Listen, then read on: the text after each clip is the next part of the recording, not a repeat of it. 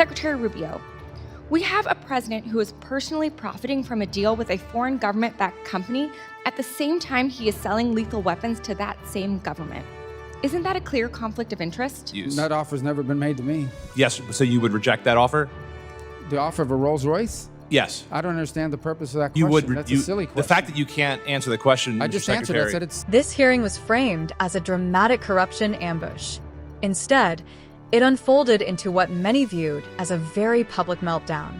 A Democrat bursts into the session accusing Donald Trump of secretly profiting from foreign arms agreements, brandishing headlines, repeating charged terms like genocide and conflict of interest, and pressing for some kind of admission. But Marco Rubio doesn't move an inch. He doesn't apologize, and he certainly doesn't fall for the setup.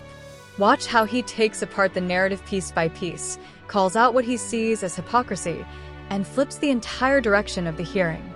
Stay with me, because this exchange escalates quickly. Continues to arm the UAE. In fact, he just blew through Ranking Member Meek's congressional hold on over $1 billion in arms sales, ignoring this committee's long-standing role as an independent check on major arms sales. And we can have a policy debate here about the merits of continuing to arm the UAE or not, despite this genocide. I had that same conversation with Secretary Blinken, but actually, I want to talk about the events that led up to that decision.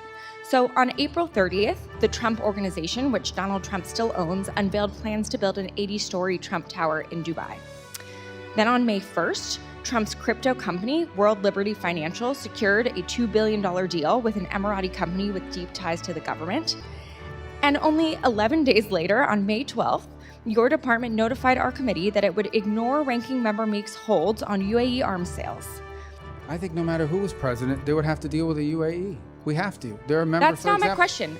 We can have a policy debate about how we should engage with the UAE. They're making claims about corruption, and I'm answering that any president in the United States, I don't care who the president is, would have to deal with the UAE. They're a member of the Abraham Accords, number one. They've been incredibly cooperative on a bunch of other issues. We don't agree with them on 100%. We have concerns about some of the things they do, but this is called the balancing of foreign policy. Secretary It is in Rubio, our national interest to have you. a good relationship with the UAE, despite the fact that there are things we do we don't like. Secretary Rubio, I don't disagree with you. I just visited the UAE a couple weeks ago and had these very same conversations there, but I don't think this is a complicated question.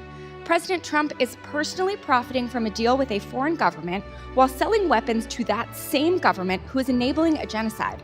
Policy aside, are you really saying you don't think this is a conflict of interest? No, you're making claims. The president's family owns a business, and they can conduct business anywhere in the world they want. The president's never once raised business deals in UAE when talking about it. Any president would have to have a relationship with the UAE. Secretary Rubio, that's just silly. The previous administration had one too. President Trump has retained his ownership of these companies, and I have an image right here from World Liberty Financial's website. So the idea that President Trump is not the face of the brand of this company on top from benefiting from them, and it literally says on the website that Mr. Trump and his family members own a 60% stake in this company, that's silly. So we can talk about the policy merits. That's not what I'm asking you. I'm asking you a very simple question. Do you believe it's a conflict of interest to have a president personally profiting from a deal with a foreign government while selling weapons to that same government who's enabling a genocide? I don't accept the premise of your question. I think this has nothing to do with personally benefiting from anything. This has to do with the fact that in order to conduct foreign policy in the Middle East, you're going to have to deal with the UAE. Mr. Secretary, this is a clear conflict of interest, and anyone with any common sense can see that. The president is personally benefiting from billions of dollars of deals, and he doesn't care at all about the people of Sudan who are experiencing famine and genocide. It's shocking to me that you can't admit that. It's clear that you seem more concerned about staying in Trump's good graces than sticking up for human rights and American values that you once were a champion for. With that, I'm going to yield the remainder of my time to Representative Olszewski. Well, you make these claims about staying in good graces. You accuse people of being reclaiming my time, corrupt. Mr. Chairman. Thank you, Mr. Secretary. False. I appreciate a softball for you, yes or no, since I don't have a lot of time, and I appreciate it. The chairman gives me a few seconds back. Softball for you. Would you, yes or no, as Secretary, find it outrageous for you to solicit or accept a $200,000 Rolls Royce from a foreign government for personal or State Department use? That offer's never been made to me. Yes, so you would reject that offer? The offer of a Rolls Royce? Yes. I don't understand the purpose of that question. You would. That's a silly question. The fact that you can't answer the question. The Democrat levels accusations of corruption at President Trump, arguing that his business ties in the UAE overlap with U.S. weapons sales. The objective seems clear: suggest impropriety, spark outrage, and push Rubio onto the defensive. Rubio declines to play along. He immediately challenges the foundation of the claim. The United States maintains strategic partnerships in the Middle East that transcend any single presidency. The UAE is part of the Abraham Accords, a significant regional ally that administrations from both parties have engaged with. That's standard foreign policy practice. The Democrat continues pressing, asserting that Trump is personally benefiting while arms deals proceed. Rubio remains steady. He emphasizes that presidents do not structure weapons agreements around private commercial interests and states that Trump never introduced his companies into official diplomatic conversations. When the questioning intensifies, Rubio draws a firm line. He says he rejects the premise entirely. That moment shifts the tone. From there, the hearing slides away from policy discussion and into personal criticism. The Democrat pivots to attacking Rubio's character, suggesting he is shielding Trump and questioning his integrity. Then comes a hypothetical meant to provoke. Would Rubio accept a Rolls-Royce from a foreign government? Rubio dismisses it outright, calling the question what he considers it to be unserious. By that stage, the exchange has clearly drifted from oversight into spectacle. Supporters of Rubio argue this reflects a broader fixation on Trump framed as ethics enforcement.